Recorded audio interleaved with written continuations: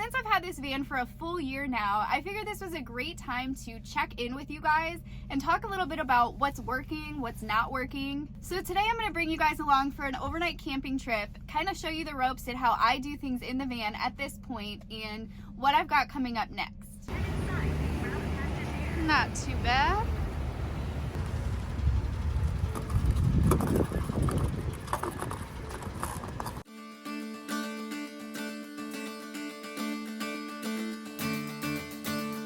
So I will be heading to my family property for the evening, and unfortunately my boyfriend Arlen will not be joining me. He has been working crazy overtime, nights and days, and last week he actually worked 86 hours. So he is going to stay home this trip and get some much needed rest.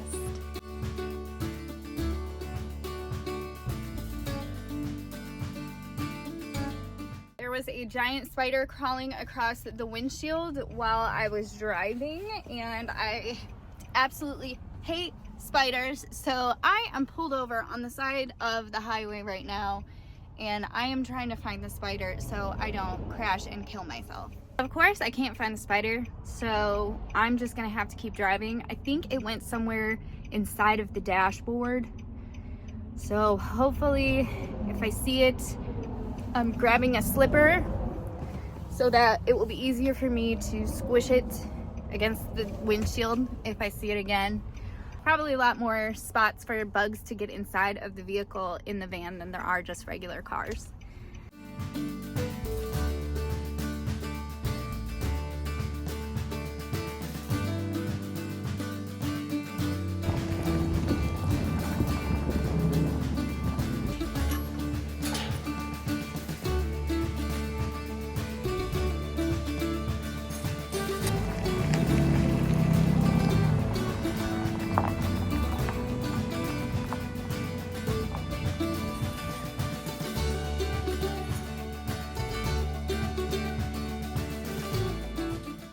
So for lunch today, I am just heating up some leftovers.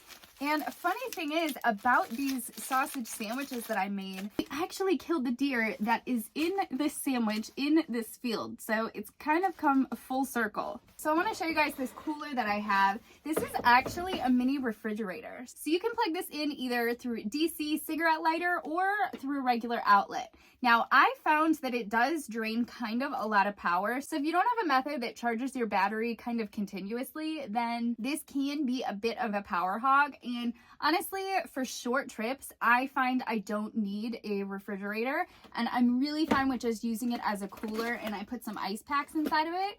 Works just as well. But it is kind of cool that you can use it as both. Now my toaster oven, on the other hand, does use quite a bit of power, but I have to say I absolutely love this thing. I cook a lot, and having this oven-like feature as well as the griddle on top was phenomenal for cooking. So when I do upgrade in the near future, I am going to get a stove that has the oven feature attached to it. And something that's cool about this is you don't have a whole lot of cleaning involved. Something with the van, before you have a sink, cleaning is just a huge hassle because I'm having to pour water out of like jugs, and it's just a pain trying to clean things. So I do use a lot of disposable type stuff. So I can put like a casserole right in this thing, pop it in here, or I could even pop one on the top. And so you can actually cook two at a time. So if you're making like a main dish and a side, this is something that I do frequently. Looking pretty good. That is sizzling in there. We only needed to heat that for, I don't know, less than 5 minutes probably, and we did use a little bit of power. So I'm gonna go ahead and plug the solar panels in just to charge it up, and we'll see how much we can get.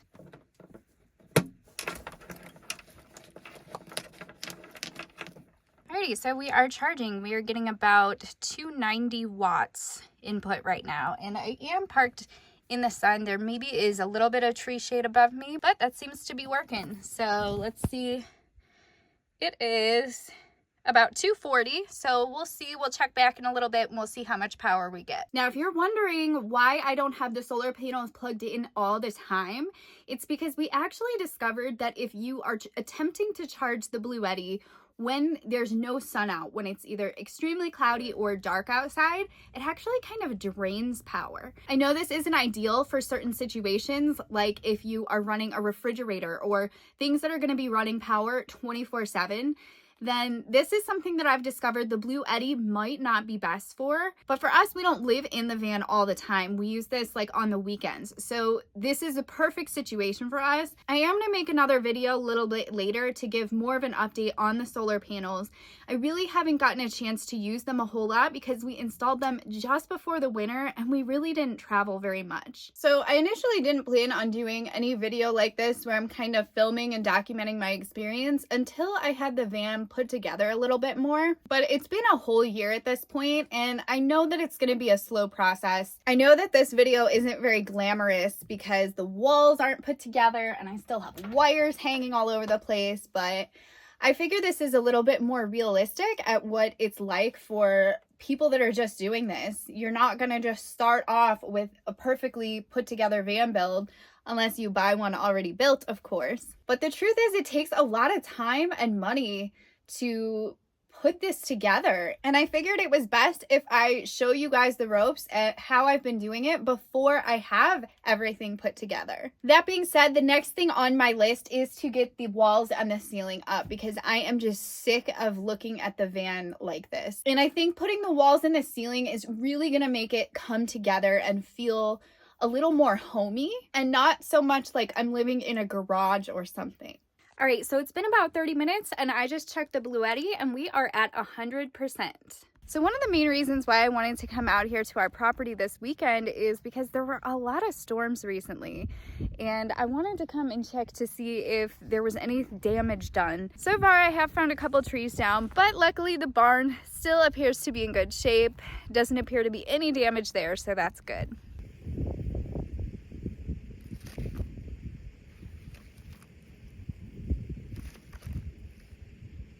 All right, so I just spent a ridiculous amount of time running around trying to get these cameras moved to good spots. I'm going to do a little bit of a test and see if they have enough service and if they're triggering and not being blown by the wind too much. So I'm just gonna hang out here, relax for a little bit, monitor the cameras before getting dinner ready.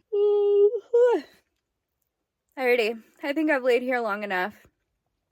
It's starting to get a little bit chilly, even though it's only 64, so not that bad, but it is going to get pretty cold tonight, so I will have to bust out the heater. One thing about staying in the van is it gets messy in here very quickly, so I found you really have to put things away immediately. You cannot set anything down because it just turns to clutter within 2 seconds.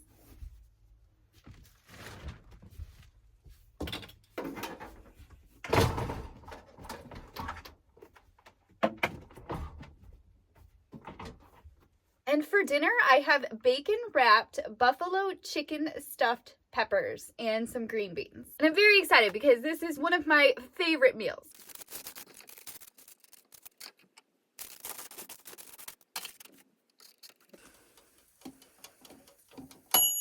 Oh wow, we only used 5% of the battery this time. So Arlen and I were talking about this recently at how when you're out camping and when it's cold outside, doesn't food just taste that much better? It's like it has an extra season to it when you make it outside or you're outside of the house.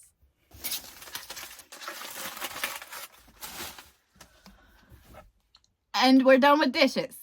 All right, so one thing that I haven't talked about yet is the bathroom. So I do not have a toilet in the van, and I do not plan on putting one in.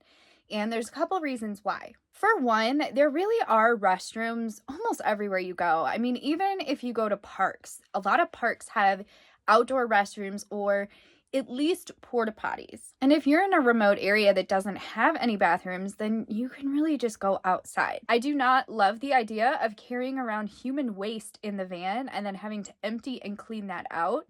That just sounds disgusting to me, and I would honestly rather just go outside. And we do have a portable shower that we can use. We just have to stand outside of the van. We don't have a drain in the van. I do have a Planet Fitness membership, so realistically, I will go to Planet Fitness if I need to. But if you're out in the wilderness, you don't have access, or if you got like mud on you or something and you just need to rinse it off, the portable shower is really easy, and it's something that you can just fill up with your water and use as needed. It's starting to get a little more chilly in here. It is now 51. So I know that's not that cold, but I am a freeze baby, so I'm starting to feel it. I'm gonna make some tea. This thing is honestly a piece of crap, but it'll work. All right. Hopefully it will get nice and warm in here soon. It is 49 degrees.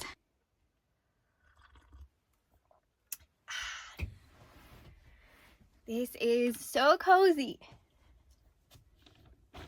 So at this point, I'm just gonna hang out, watch some YouTube videos on my phone, and call it a night. I will see you guys in the morning.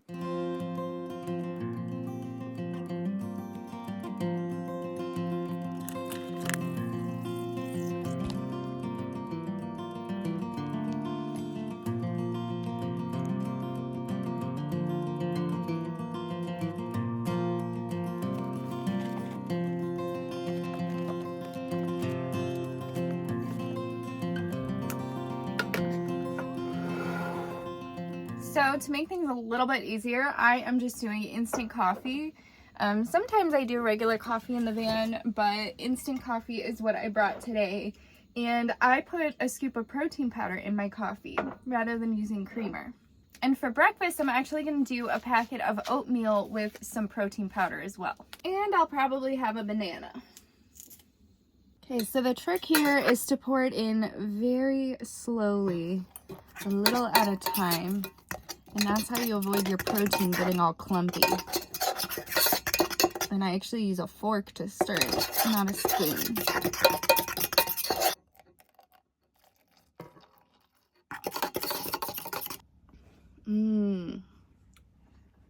Perfect. I just wanted to show what this thing does when it's about out of propane.